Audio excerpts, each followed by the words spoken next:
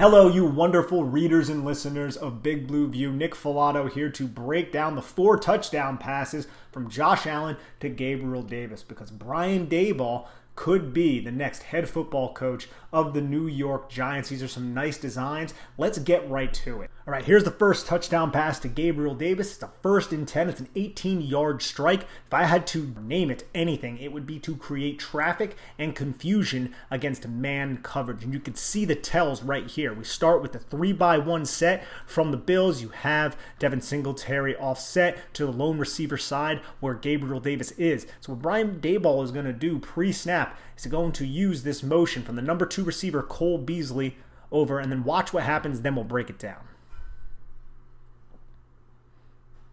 Easy strike. Now what we have here from Steve Spagnuolo, we love Steve Spagnuolo and all of his concepts, but he loves to bring the pressure. This is going to be a cover 0 look where there's not going to be anybody in center field. It's going to be man up. And what Josh Allen gets from Brian Daboll is he brings Cole Beasley in motion here, and you get Gabriel Davis to release inside. And why this is important is this player right here, coming over L'Jarius Sneed. His assignment is Cole Beasley. Watch the traffic that this creates at the snap. Cole Beasley's not even set.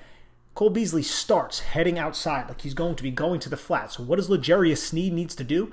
He needs to work over the top of Gabriel Davis's release. And that's where the brilliance is for Brian Daboll, because Cole Beasley's selling this well, but once L'Jarius Sneed commits over the top of the stem from Gabriel Davis, Cole Beasley goes heading back right inside. There's no one there. Look, nobody's there. You have one-on-one matchup right here, one-on-one matchup. It's cover 0, perfect time. You have the pressure coming on. Devin Singletary stays in to block to help protect Josh Allen.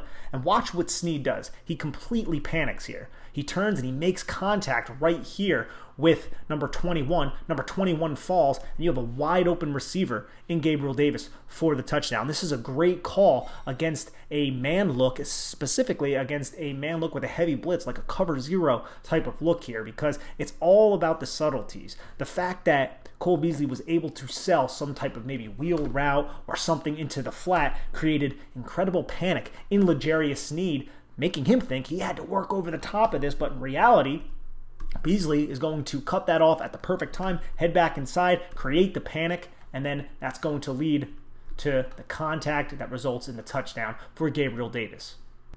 Here's the second touchdown to Gabriel Davis, the 75-yard bomb, which was an absolute rocket from Josh Allen. But look how the Bills are aligned. This is the first play after a Kansas City Chiefs touchdown. We have I formation here, 21 personnel, 2 running backs, 1 tight end in Dawson Knox, and both receivers split outside of the numbers. And what we're going to get here is a Mills type of concept from Brian Daboll. You have a 2-high defense here, base personnel with 3 linebackers, 4 guys down, and the Bills are going to isolate Juan Thornhill, and they're going to put him in conflict with the Mills concept. So basically what you're going to get, it's not an exact dig, but it's the same type of concept. You're going to have a bender from Dawson Knox who's going to run about 15 yards downfield before bending towards the middle of the field. That's going to occupy Juan Thornhill's attention. And then behind that, you're going to have Gabriel Davis release slightly inside and then run the deep post behind Juan Thornhill. And watch Thornhill's reaction to the bender and how that allows Gabriel Davis to create separation against an outside leveraged cornerback and Thornhill himself. Here we are. So you move this player in motion, really sell the run, go into the play action, see all the linebackers bite up, they have to bail, but they're looking at the running backs releasing out into the flat, and watch Thornhill. Davis is able to stack on top of him right there, catch the football, run it for a touchdown. Let's run it back real quick. Watch the bender specifically here. Knox releases off the line of scrimmage, goes wide, right? Around number 50 right here, runs directly at this safety, taking his eyes off of the deep post. You have the outside leverage cornerback right here. He expects help. He's in trail. He expects help right here from the safety, but the safety is paying attention to Knox. He gets caught, and then this is just an absolute rocket from Josh Allen. This is a great shot play in this type of situation, a 1st and 10, you really sell the play action, and then you put a deep half safety, this one in particular, Juan Thornhill, into conflict with a great route combination from Gabriel Davis and Dawson Knox. Good scheming right there from Brian Daboll. Touchdown, Bill. And what you can also see if you run this back just a little bit, watch the eyes of that outside cornerback once he sees the bender kind of head outside, right about here. His eyes are directly on Dawson Knox because Knox could come out this way, which makes me think that this could be a trade-off situation. So you're creating communication issues with this type of route concept against this specific defense. You can see he's still looking inside at Dawson Knox.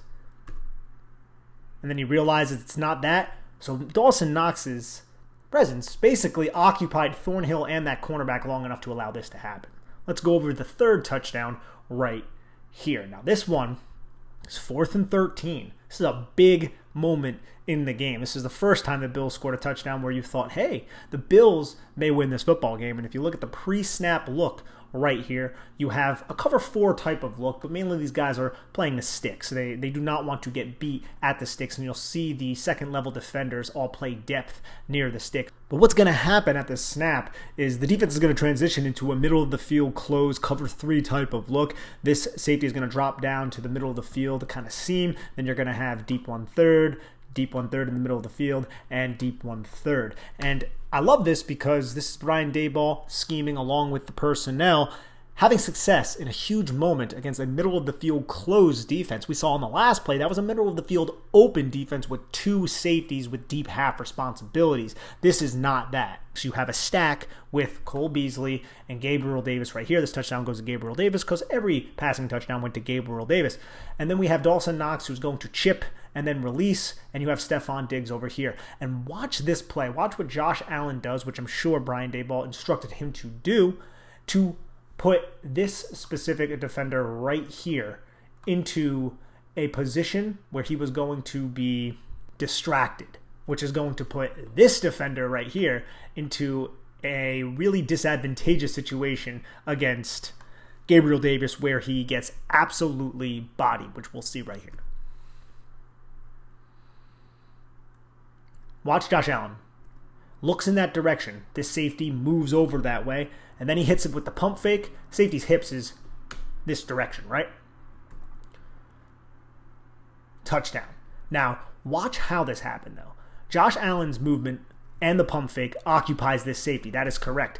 But then, when the safety realizes that the throw may be going in this direction, he has to deal with the bender from Cole Beasley right here, which isolates this player right here in a one-on-one with outside leverage against Gabriel Davis. So if this defender has a one-on-one matchup against Gabriel Davis and this defender is occupied by 2 different contingencies, the look and the pump fake and then Cole Beasley's route, that means this defender in outside leverage is going to give basically a free pass inside to Gabriel Davis. And Davis just runs one heck of a route, comes up the field, and then he kind of stabs outside a little bit in like a cop type of manner, a little dino type of route right there, and then heads right back inside, and this safety is nowhere to be found because he's looking at Cole Beasley, and originally he was looking in this direction towards Dawson Knox and Stephon Diggs because of the pump fake from Josh Allen. Let's watch.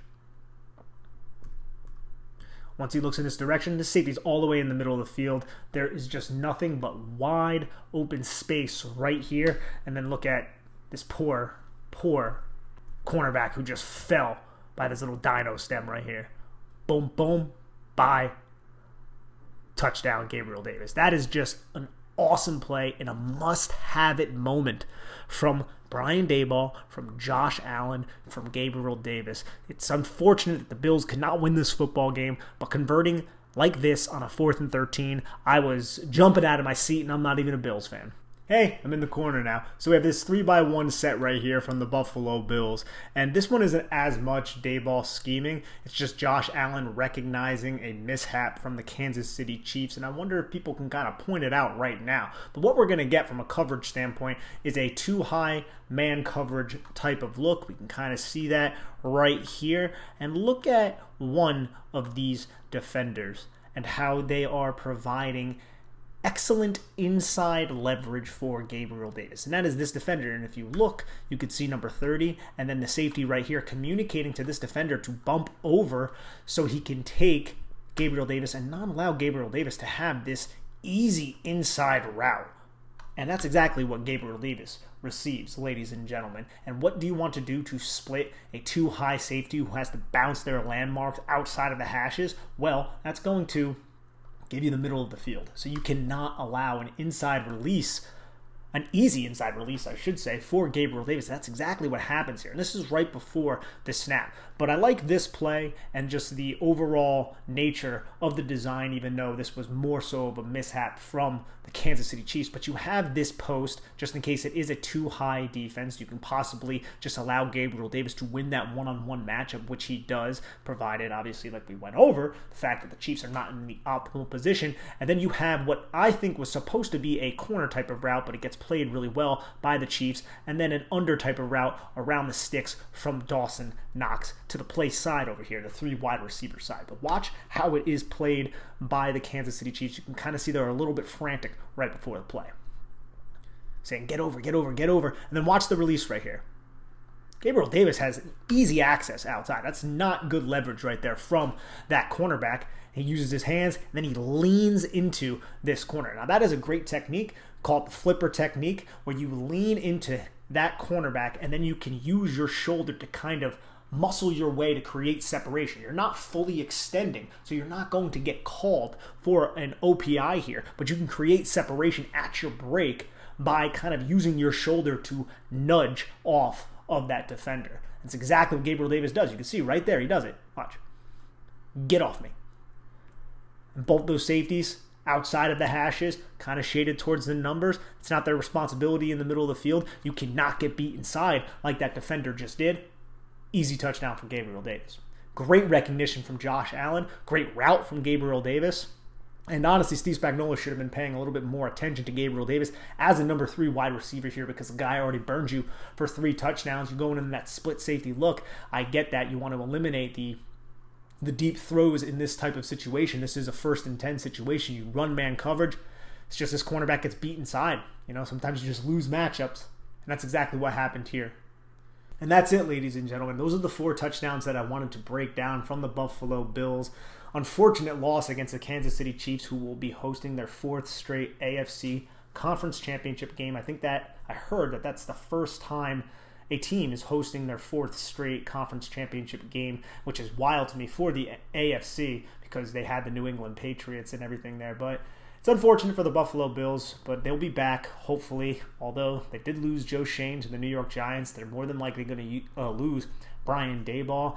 So it's a really, really unfortunate and terrible type of loss, because you know the Bills built that roster to defeat the Kansas City Chiefs, and they were right there. Josh Allen did it twice, and it still wasn't enough. It speaks to the greatness of Patrick Mahomes, Andy Reid, and the Kansas City Chiefs. But as for Brian Daboll, this guy knows how to call plays and when to call them against specific defenses. I would be excited to have him as the offensive mind to lead the New York Giants. He's the odds-on favorite as of right now to become the head coach. Joe Shane is the general manager. They obviously have a relationship, so things are going to get very exciting. I hope you were able to take away some things from these 4 touchdown passes, and please head on over to Big Blue View. Follow us. I am Nick Filato. Everybody, be safe, take care, and have a lovely day.